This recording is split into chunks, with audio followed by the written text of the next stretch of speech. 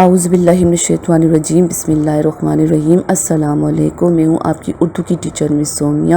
امید ہے کہ آپ سب بچے خیریت سے ہوں گے۔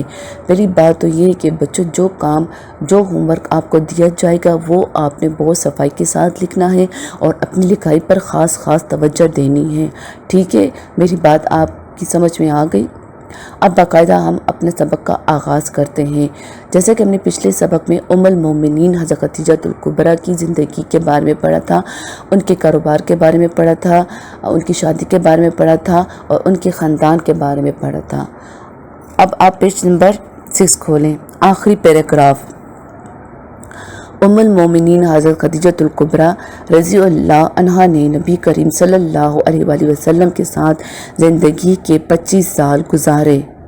انہوں نے شوہر کی خدمت اور محبت کا حق جس طرح ادا کیا، تاریخ میں ایسی مثال کم ملتی ہے۔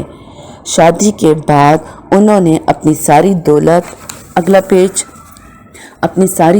آپ صلی اللہ علیہ وآلہ وسلم کے قدموں میں ڈال دی اور اجازت دی کہ آپ صلی اللہ علیہ وآلہ وسلم جس طرح چاہے اسے خرچ کریں۔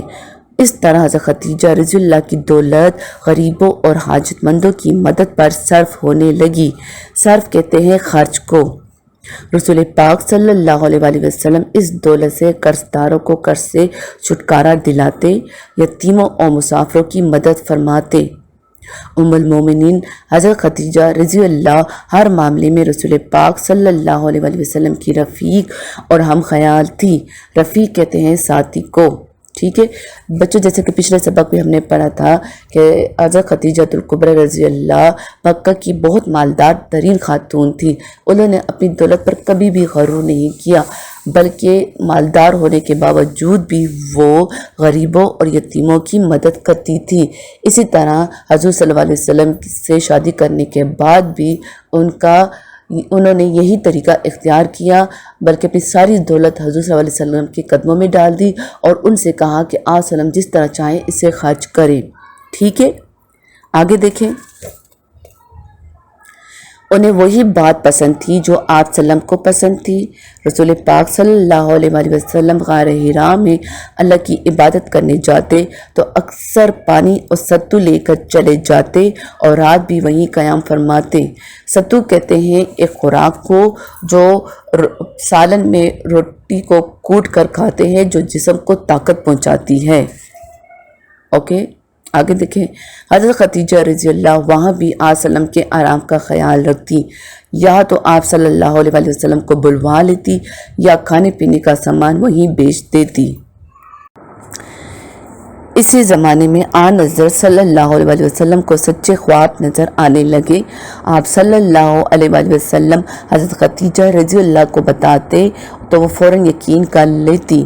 رسول پاک صلی اللہ علیہ وآلہ وسلم کی عمر 40 برس ہوئی، برس سال کو کہتے ہیں۔ تو اس غار میں اللہ کی طرف سے جبرائیل علیہ السلام آپ وسلم کے پاس آئے اور آپ صلی اللہ علیہ وآلہ وسلم کو نبوت کی بشارت دی۔ بشارت خوشخبری کو کہتے ہیں۔ اللہ کا پیغام سن کر آپ صلی اللہ علیہ وسلم کی دل کی عجیب حالت ہو گئی۔ اسی اضطراب کی حالت میں آپ صلی اللہ علیہ وآلہ وسلم گھر تشریف لے گئے۔ اضطراب کہتے ہیں بے چینی کی حالت میں۔ گھر پہنچ کر آپ صلی اللہ علیہ وآلہ وسلم لیٹ گئے اور خدیجہ رضی اللہ سے فرمایا کہ مجھے چادر اوڑھا دو۔ آپ صلی اللہ علیہ وسلم بہت دیر تک خاموش لیٹے رہے۔ جب سکون ہوا تو آپ صلی اللہ علیہ وآلہ وسلم نے حضرت خدیجہ رضی اللہ کو غار حرا کا واقعہ سنایا۔ انہوں نے آپ صلی اللہ علیہ وآلہ وسلم کو تسلی دی اور کہا، اے محمد صلی اللہ علیہ وآلہ وسلم، آپ صلی اللہ علیہ وسلم صادق ہیں، امین ہیں۔ صادق سچا کو کہا جاتا ہے، امین امانت دار کو کہا جاتا ہے۔ عزیب اور اقارب پر شفقت فرماتے ہیں، عزیب و اقارب رشتہ داروں کو کہا جاتا ہے۔ یتیموں اور بیواؤں کی خبرگیری کرتے ہیں۔ خبرگیری کرنے کا مطلب ان کا پوچھنا، خبر رکھنا۔